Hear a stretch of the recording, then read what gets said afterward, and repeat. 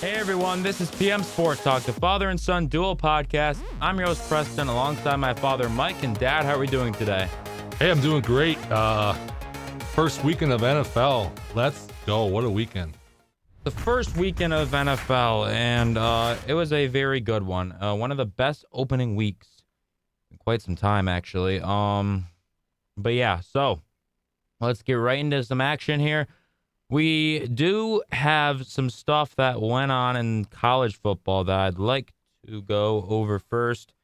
Well, first, the big game of the week that everybody was hyping up in college was Michigan and Oklahoma. Probably one of the only ranked versus ranked matchups of the week. I think it might have been the only one. Yeah, I think it was. And Michigan does not look good. At least against Oklahoma, they didn't look good. Yeah, no, I wasn't impressed. John Mateer had a good game for Oklahoma. But I guess you could look at Michigan and be like they had one bright spot, and that would be Justice Haynes, who I don't know if you watched this, but what do you think about him and Bryce Underwood getting into it on the sideline? Think that's just emotions running high? Yeah, I don't have a problem with it because, after that, they were together after Haynes scored there in the third quarter with that long run. They seemed fine. I just think, just like I said, just emotions. Underwood's just turned 18 like a couple weeks ago. So he's a young player. He's uber talented, but, he's a freshman and he's got some learning to do on the job here. And, I don't know what it was all about. I never really did hear. I don't know, like I said, but nobody made a big deal out of it afterwards. So I don't think it's much, but I don't think Michigan is a bad team, but I was hoping that maybe they were back after last year, but I don't think they're quite there yet. They're obviously better than they were last year, but they're probably going to be in that I'm going to guess that 12 to 20 range some by the end of the season. And one thing I will say is that I think Oklahoma is better than what we thought. I mean, they were ranked 18th going into this game, but I think they're better than that. That defense was awesome, flying around there, looking like an SEC defense. And like you said with John Mateer, that guy, I don't know. Some of those throws looked lucky because but so I got to see it again from him. But the first two games he's played in Oklahoma have been pretty fantastic. He's a highlight machine. He is. Yeah. Couple of those throws, I was like, how did he get those off, and how did they get to the receiver? I've completely forgot his name, but you think Michigan may have been missing? I don't know. He got suspended for a targeting call against New Mexico. Yeah, you could see that their defense was a lot better in the second half when he was out there. They definitely missed him and threw him off. He's their best defensive player. Do you know his name?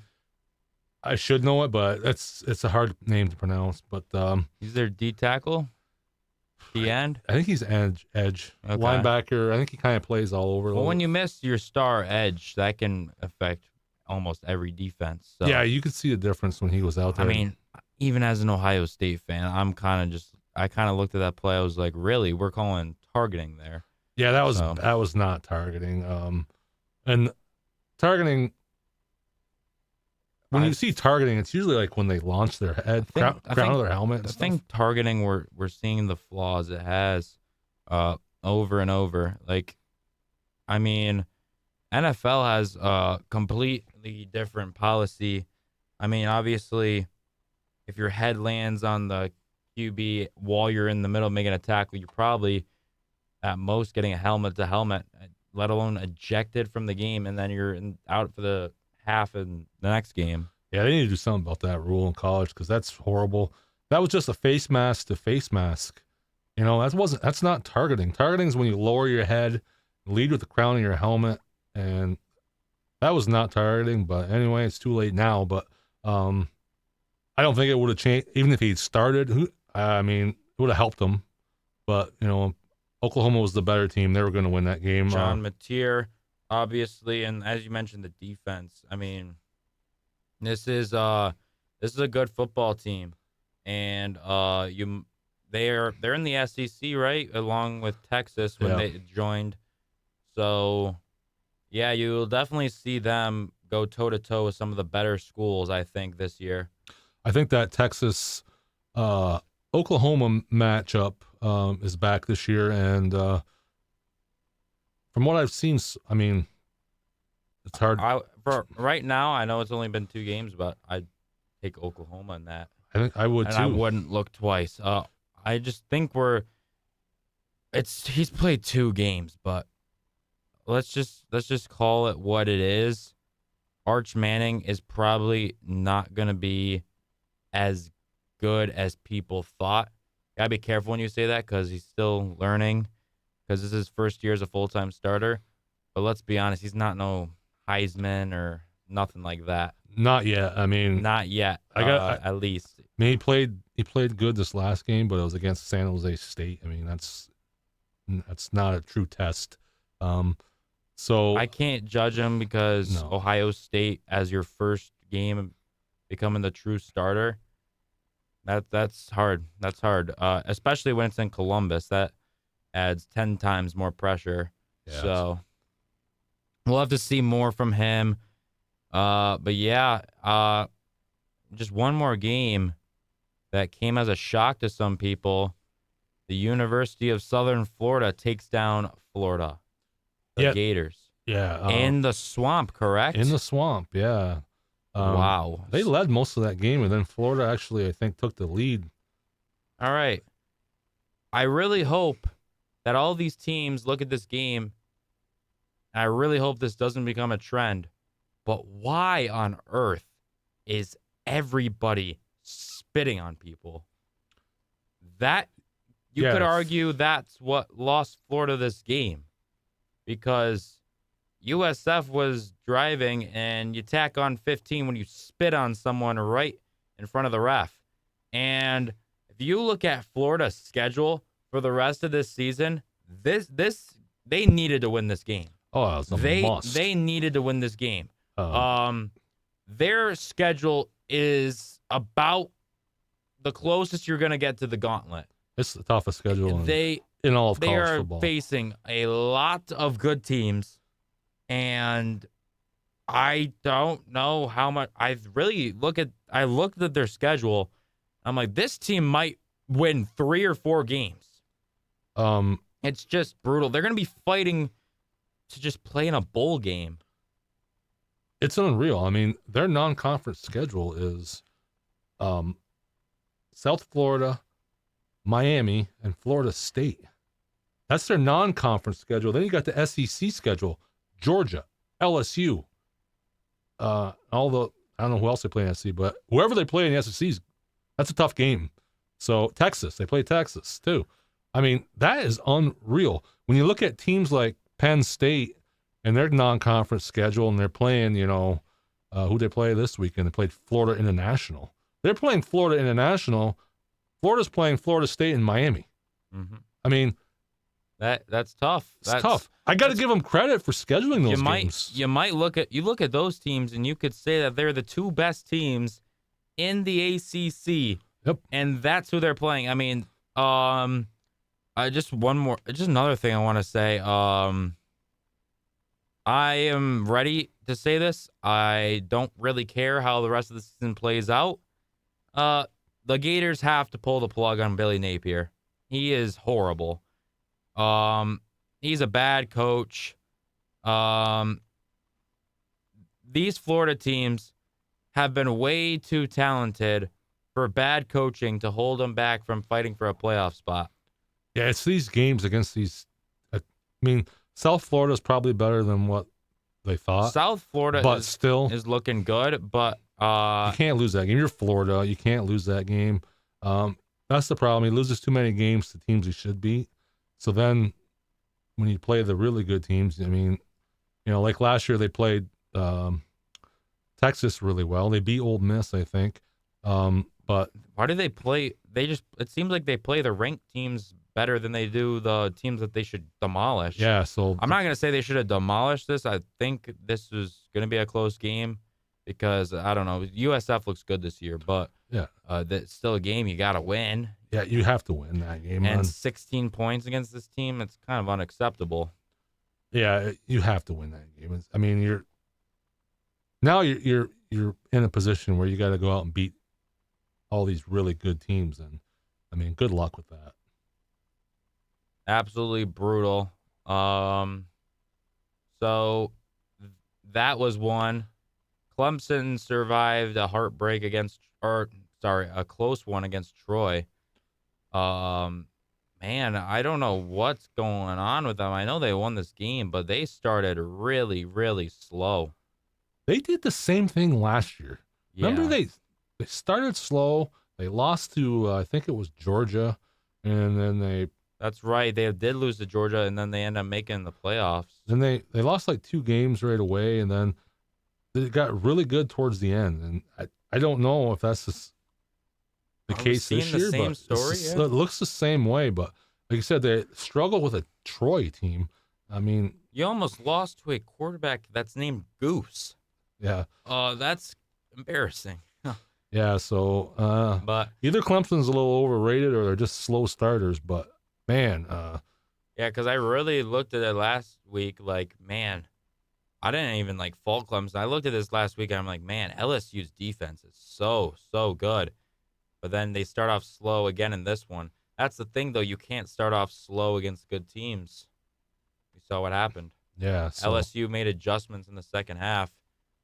Dabo was not ready for them. So, yeah, Clemson escapes, I would say, with a win. Maybe a little bit saved by a lightning delay, but who knows. They beat Troy, and that was about it. it was From this week. It was a a very slow week. Yeah. There was a lot of blowouts.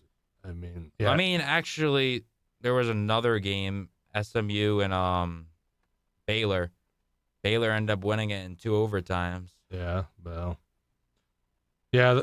They were. It was a weekend of blowouts, like you said. All the good. I don't know teams- why you're saying well to the closest game of the week. Yeah, but those teams aren't doing anything. SMU, they made the playoffs last year. No, they're not going to do it this year. Okay, I don't know what makes you say that. Kevin Jennings is pretty good. All right. Well, we'll see. But No, like you just say all these things. Oh, these teams aren't doing anything.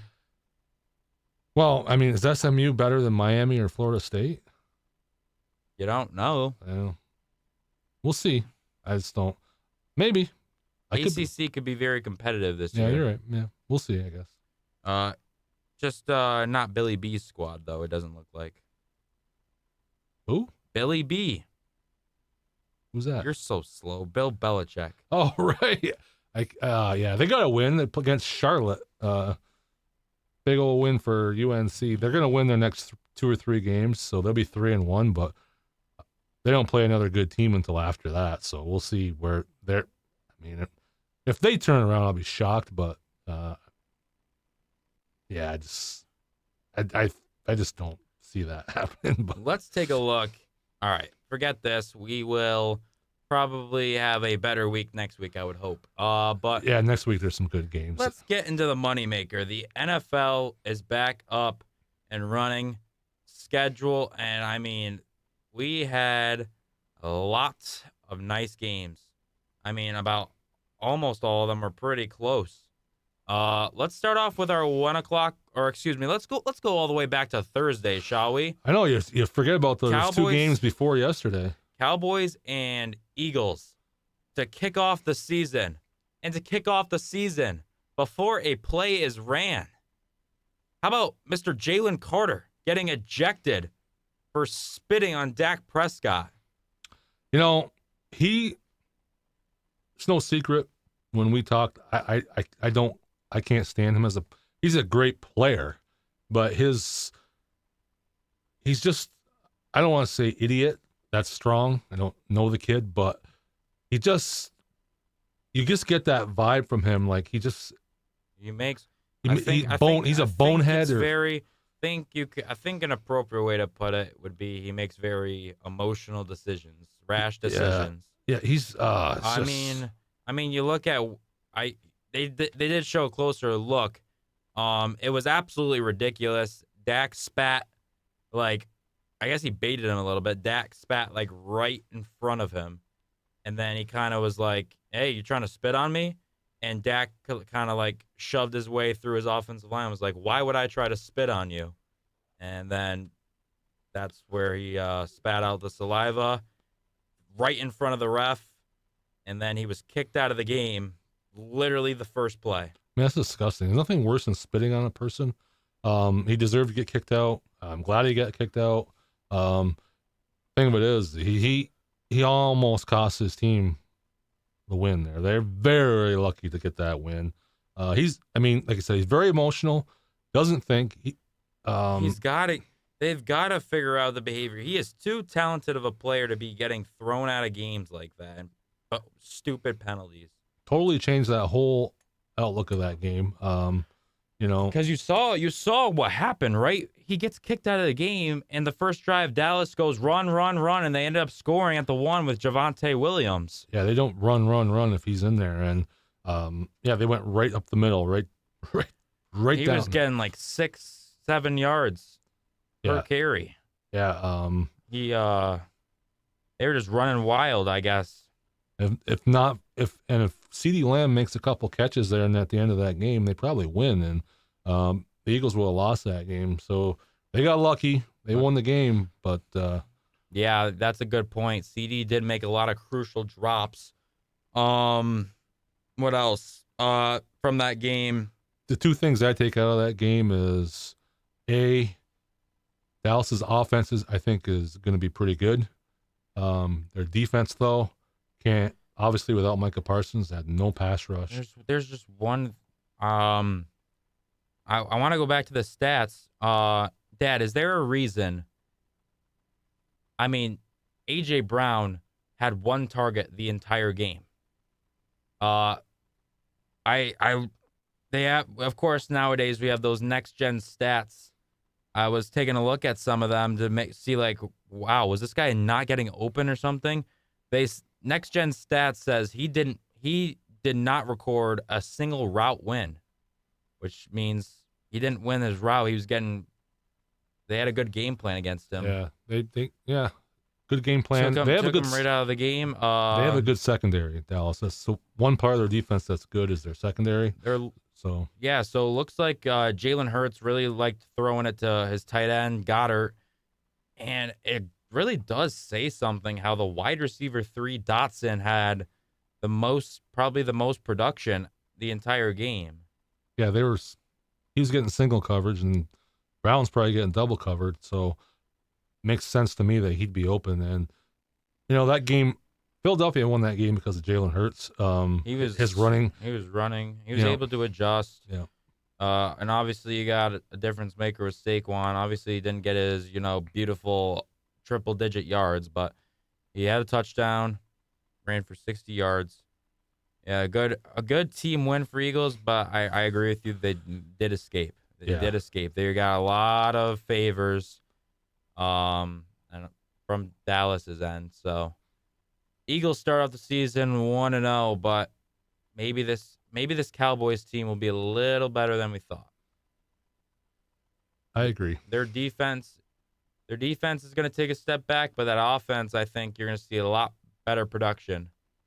Because people forget that they did not have Prescott the entire year last year.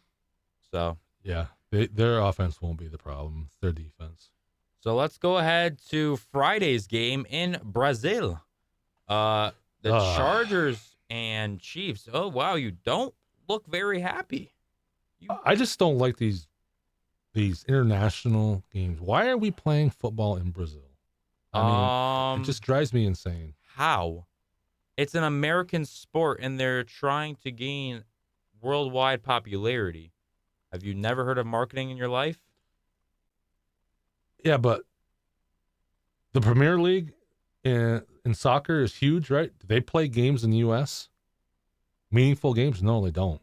So why are we doing that with football? I don't understand. I think that's a little different. The NFL makes I think that's a little different. Soccer has leagues in literally like every country. right. But their Premier League doesn't. They don't come to the U.S. and play regular season games. Is what I'm saying. Why are we going to England and why are we going to Brazil? Well, football has been around for so long, and the popularity with it is literally like U.S., maybe a little bit of Canada. Uh, Yeah, but that's all. I don't think that it's that big of a deal. I think it is because you're asking teams to travel 6,000 miles to Brazil. I think the travel for the Chargers was 11-hour plane ride. I mean, Part of the game. that's a big difference. I'm sure they definitely went earlier. Yeah, I know they did, but still, I mean, I don't know. To me, I just don't care for it. You're taking a game that should be at a stadium in the United States away from them and playing in Brazil. I tell you what, maybe it's not a big deal because of the Chargers because they don't have a home field advantage. The Steelers are going to Ireland this year. So that's one game that's not at Heinz Field. So when it would be. So all these fans don't get to go to a game unless you're, Listen, I think they should just stick these. What they're doing, I think they should keep these international games between weeks 1 and 3. But our game against the Vikings is week 4. See, week 1, I can get behind that. But when you are doing international games, and like when teams are like trying to flip the script or trying to get back on the right track, and you're having them go to Germany when they could be playing in their home field, something like that, that takes away from the team. That's what I don't like about it. But I mean, I always got sidetracked here. But I see your argument, but at the same time, I see why the NFL does it. I know why they're doing it. It's for money. That's why they do everything. But it's not just for money, though. You're not getting that they're trying to get more popularity around the sport. Right. For money. That's why they're doing it. Well, yeah. So I get it. It's a business, but at the same time, you're really hurting the real fans of the sport. Real fans. The fans that go to the games in those stadiums at home. Instead, you're leaving it for international fans. They're getting the game. They get one game. NFL fans in America can go to like 15. It's not the end of the world. Well, we disagree on that one. So anyway, you would disagree on that one. These teams play like one game internationally. Yeah, but they only have like 8 home games. You would disagree with. So you're taking one home game. It's not like it's one game. It's not like the NHL or NFL or NBA where they play 40 home games. NFL teams only play 8 or 9 home games a year. So you take one game, that's a lot. Yeah. That's all I'm saying. I see what you're saying, but all right. It's one game. We'll disagree on it. So anyway, let's get back to the action. All right, let's get back into this. Get away from that bad take right there. The Chargers absolutely responded to the Chiefs. They got a big win. Probably Harbaugh's biggest win so far as the Chargers head coach. Justin Herbert looked amazing. 318 yards passing, 3 touchdowns. Did not turn the ball over. What says a lot about the organization and the team chemistry is when Omarion Hampton, the rookie, made that mistake of going out of bounds and giving the Chiefs time to go get a field goal. Saw Harbaugh's interview. He took full accountability. Said, "Hey, we didn't tell him to stay in bounds. That's on us. That's on us. That's on the coaches. Someone has got to let him know that."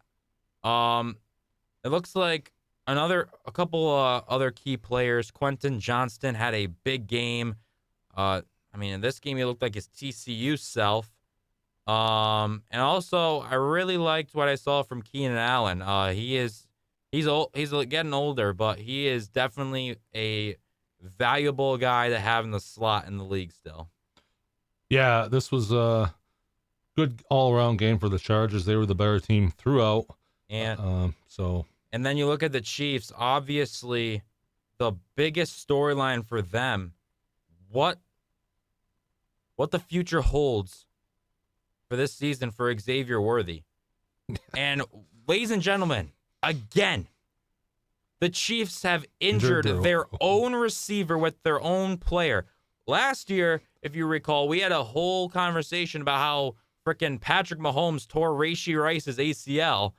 And now because of Travis Kelce colliding with Worthy is going to probably miss some time with a dislocated shoulder. Oh, he is, because I heard today that they're not positive, but he might have to have surgery. So surgery's an option. They also are considering having him return with a brace at some point this year. It's just an absolute disaster.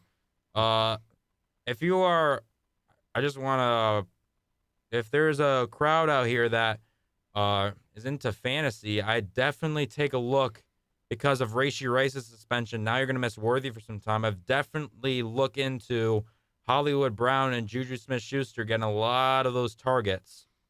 yeah, they definitely will. Hollywood Brown will be, I don't know how they'll use him. It's going to be interesting to see that. I know Juju Smith-Schuster is kind of similar to what Keenan Allen is for the Chargers. Kind of just that receptions guy, get some yardage. Yeah. And then you got your deep threat because Worthy is usually your number one deep threat guy, but now that you're not going to have him, you're going to have to go to the other speedster, Hollywood Brown. Yeah. So they're gonna be light there in the receiver room, but it doesn't always seem to matter who they have at receiver. They seem to always find a way, but Exactly. I don't know. But Isaiah Pacheco and Kareem Hunt, the Chiefs really these past couple years have kind of just put their running game aside and just let Patrick Mahomes do the work. yeah, I don't know what's going on now with the line or what it is, but yeah, that was non-existent. Very, very surprising because they've had the better line, maybe the best line in the league. They've had a good offensive line, so wonder what the case is there. Wonder if they'll get their running game back on track. Yeah, But it was a big win for the Chargers nonetheless. I think you'll see a big year for them. We both said we expect a lot from them this year. Let's head over now to Sunday football, 1 o'clock games. And if you go to Steelers-Jets, before the 8:20 game, people were convinced this was the best game we're going to see all week. This was an absolute phenomenal game. Aaron Rodgers played about the best football you could ask of him at that age. The only thing is the Jets also had a very good offensive game. Defense was pretty much non-existent in this one. Yeah, it was not, especially for the Steelers, it was not great until the very end. It was not a great defensive showing, especially in that first half. They were getting run over again. We saw their last game last year against the Ravens. It was a carbon copy of that. Just getting gashed 6, 7, 8 yards at a time in a run game. And that's really, I think that really helped Justin Fields get comfortable with the Jets there. And he played a very good game. Probably the best game I've seen him play as a pro in a long time, maybe ever. And as far as efficiency goes. Yeah. And, the Jets, they were the better team for most of this game. Rodgers played excellent for the Steelers. He was not the issue. We were all worried about Aaron Rodgers. What were we going to see? I was worried about how they're going to protect him. Did a decent job protecting him. They gave up a few sacks, but not too bad. But he played very well, and the Steelers did not provide a running game for him at all. So Caleb Johnson got 2 carries, and then I don't know what they're planning on doing with this running game. Ran for 53 yards. You look at Jalen Warren and Kenneth Gainwell. In my eyes, those two are receiving backs. Jalen Warren is very good to have as a second option. I don't like him as a running back 1 though. Yeah, I'm a little He's not the greatest runner, but I really like him when he's receiving out of the backfield. It's got to be better. I mean, I'll give the Jets. They have a pretty good defensive line, so I'll give them credit. We got to see more. If this continues with Pittsburgh, it's not good. They have to run the ball better than this. Yeah, for sure. But it's an exciting game, back and forth. Just when you thought the Jets were kind of taking control in the second half, here come the Steelers. They got help with a fumble on kickoff return, but that was a big game changer. Take a look at the Jets. Dad, it's right there. Now that Rodgers is not on this team anymore, this is going to be a complete different style of play for this squad. If you notice on the broadcast, they could not stop talking about how bad the running game was and how much they didn't feel about utilizing it. As first game without Rodgers, Breece Hall rushes for 107 yards. He was excellent on the ground, about 6 yards per carry. Justin Fields was able to use his legs a lot. And look at the receiving. Man, Garrett Wilson had quite the game for the Jets. And he continues to show why he is a wide receiver 1 in this league. Yeah, they had a good offensive game plan. I mean, it was the running attack. I mean, I don't think Justin Fields has a game like that if they can't run the ball like that. I mean, that really helped him because the Steelers had the key on the run, and then that gives him opportunities in the passing game. So great game for the Jets. They really should have won the game. Steelers eked it out. What you saw is, to me, is the Steelers know how to win and the Jets don't yet. But they're gonna be a very competitive team this year, the Jets. I still think they're probably only going to win about 7 games, but that's a lot better than what they've had. But their whole attitude and the way they're going about things is good there, with the change in coaching and all that, just the whole regime change there. Did you, when we made our predictions, did you say this team would be last or the Dolphins in the AFC East? No, I said the Dolphins. I'm just making sure. Yeah. Yeah, they didn't have a game to remember over there in Miami. And, maybe we should slow our roll on the Jets a little bit because, this was kind of like as much as it was a revenge game for Rodgers against them, it was a revenge game for them going against Rodgers too. They wanted to show that they're, it kind of went both ways, very emotional. Justin Fields wants to show that he's, he should have been the man in Pittsburgh last year, not Russell Wilson. So a lot of things going into this game. He may have lost the game, but he definitely showed he made a point and he played very well. Yeah. And just curiosity, did you happen to catch Mr. Rogers' interview after the game? I did, and I was happy. His words were, "I was happy to beat everyone involved with the Jets organization." It was it was typical Aaron Rodgers. Normally that would bother me, but it didn't bother me because, he's a Steeler this year. So that's kind of the attitude you're gonna have when you go against a little bit of bad blood. I think we would all feel that way in any profession. The Jets basically told him they didn't want him. And so if somebody told me at my workplace, hey, yeah, we don't need you anymore, I would want to go somewhere else and show them, hey, I can do this job, still do this job. So at least he didn't create an asking list this year like he did in the Jets. I think he knows that organization's a lot easier to get whatever you want. That's why I think it's a way better fit for him in Pittsburgh. He's not going to act that way here. He knows he can't. Mike Tomlin does not. He's not going to do that here. So he's not going to, like I say, his wish lists and all that with the Jets. He was in charge of that team last year. It was the Aaron Rodgers Jets. He made all the decisions. Really did. That's not the case here in Pittsburgh. He knows that, I So think. I think that's why I think it'll work as long as they get the other facets of their game fixed. Um, I think they could have a pretty good year. Let's take a look at some other games before we hop into plays. Obvious, we want to go to any 4 o'clock games, any other 1 o'clocks. They were all pretty close. I don't think there's any really big surprises. All Buck, close. Bucks and Falcons was probably the other good finish from the 1 o'clock. Yeah, Um, that game could have went either way. that was yeah, a little.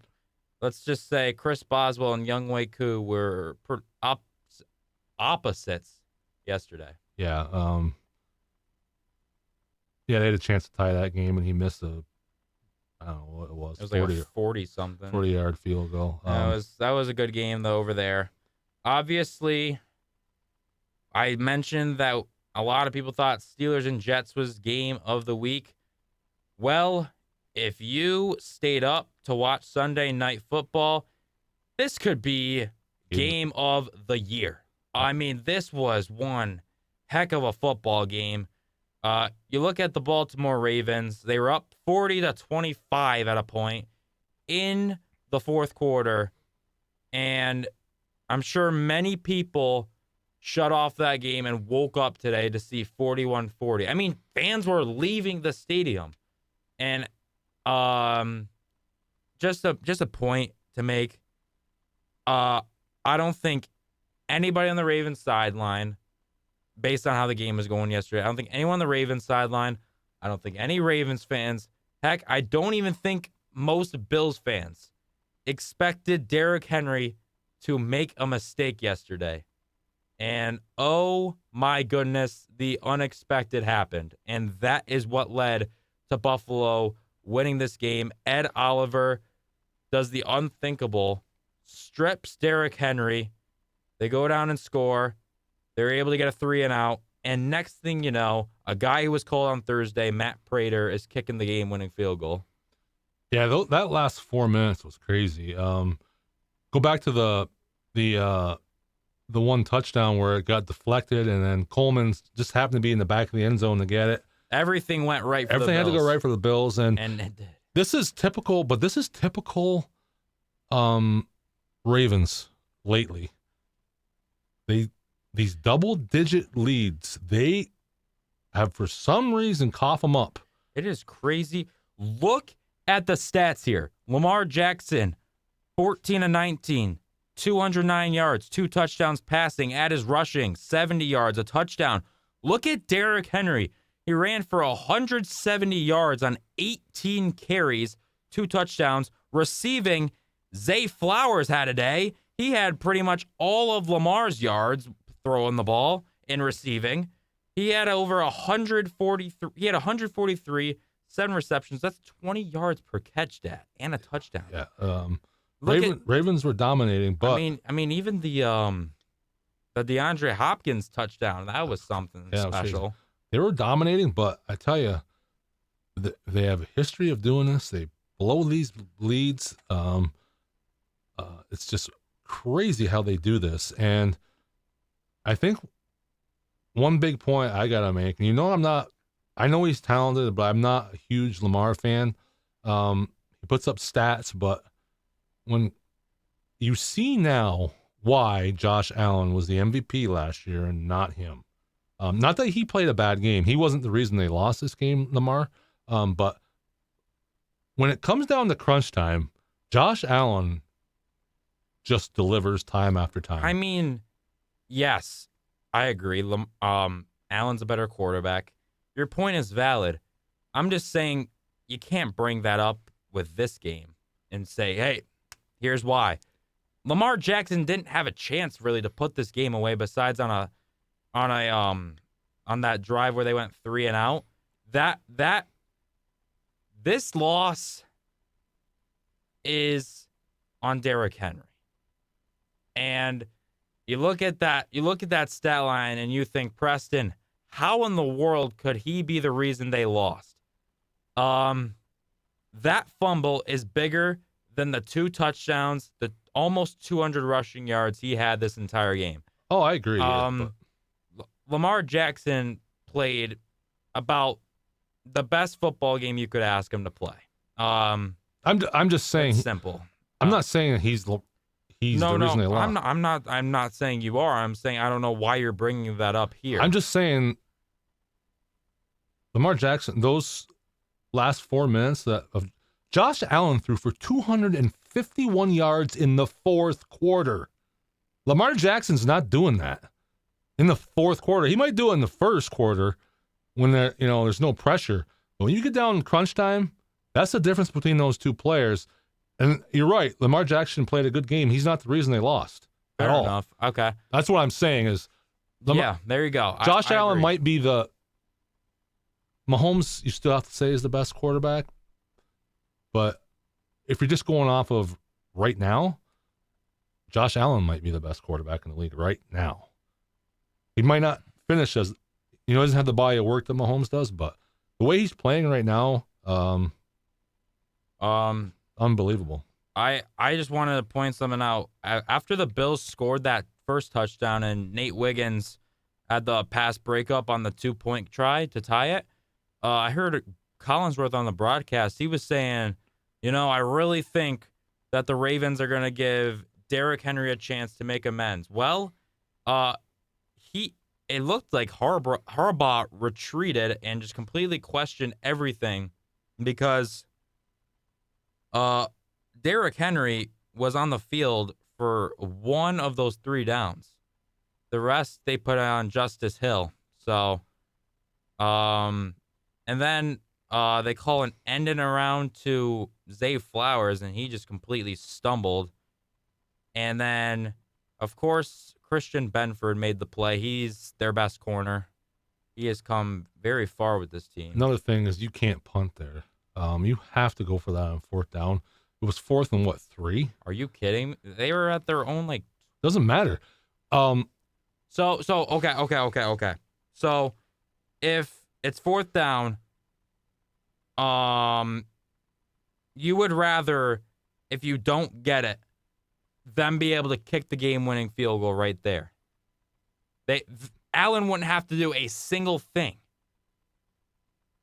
That's football. That's football. You no matter how good the quarterback is, you punt there and trust your defense. Yeah, but you have to remember how we talk about Aaron Boone not knowing the temperature of the game? The same thing here. That's not the same thing, Dad. You have to read the game. There was no way that when Josh Allen got that ball back that they were not going to go down and score. They were going down and scoring. It was just a matter of how much time was going to be left. That's unknown. You can always have your predictions. If you are at your own 30 and you're only up by 2 points, you are not going for it. When you're going against a quarterback like him, Mahomes, the only way I'm going for that is if it's 4th and 1 or 4th and less than a yard. That's the only way I'm going for that. I mean, 4th and 3. Well, that's not just a simple hand the ball off and you're there. No, you got Lamar Jackson. He let him run the ball. Let him do what he does and pick up 3 yards. That's all.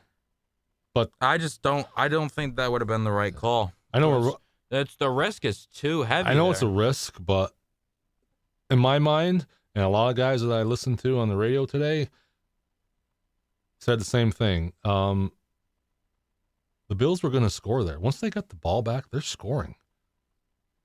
So I know you can say, "Oh, you don't know that," but just look at how the game was going. There was just an avalanche.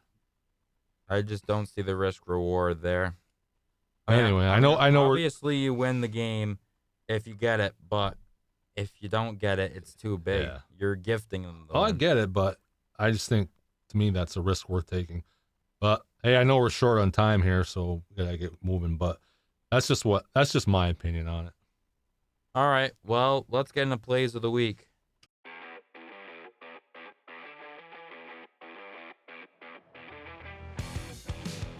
Coming from Jets and Steelers, our first play of the week.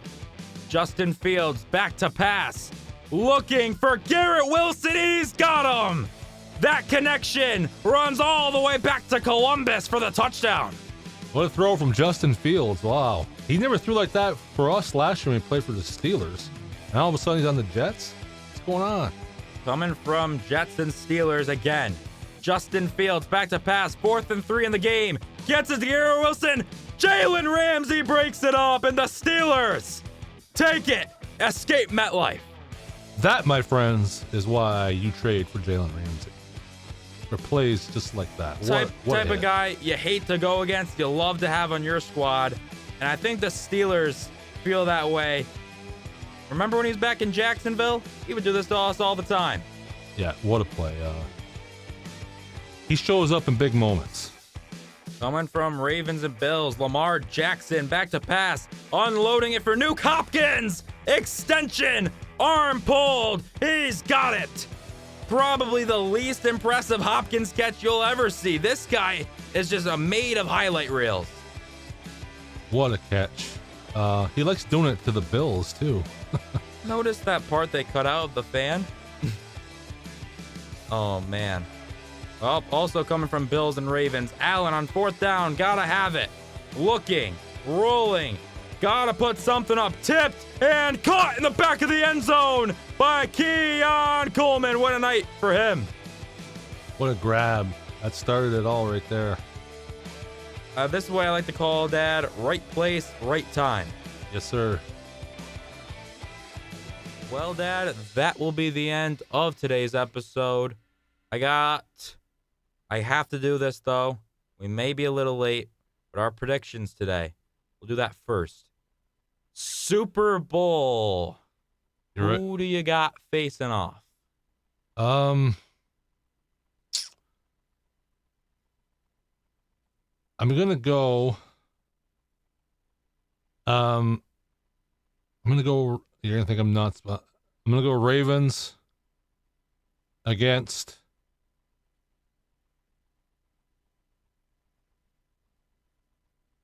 Ravens. I gotta go Eagles. I still think they're the best team. Not a bad prediction.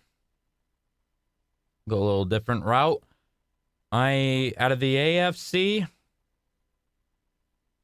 this is the Bills' last year at Highmark Stadium, and it'll be the first time since 0-4 that they will make the Super Bowl. All right. And I will have them facing off against, wow, you are not going to like this one. I am going to have them face off against the Tampa Bay Buccaneers. Wow. Hey, you never know. Baker Mayfield, I feel like this is the year that he makes a run in the playoffs. If it's not them, though, I'm going to say watch out for Green Bay. Yeah, they're a trendy pick. But that will be the Super Bowl predictions. And then, to end it off, who was your best performer and your worst performer? I'm going to go best performer. I'm just going to go Aaron Rodgers because he had a way better game than I expected. Way to start off his Steelers career, however short it may be. 4 touchdowns. And my worst performer, I'm going to go with the Detroit Lions offense. Absolute no-show against Green Bay. All right. For my top performer, I am gonna go with Justin Herbert. Played a perfect game against the Super Bowl runner-ups, the almost three-peat champion Chiefs. He played a great game. And then my worst performer is actually a no-brainer for me, and that will be Tua Tagovailoa. Oh, yeah, he was He played one of the worst football games I've seen him play. And it's going to make people wonder if that will be this type of season for Miami. Yeah, they're dreadful. Well, with that will end today's episode. I am Preston, once again with my father Mike, and we will be signing off.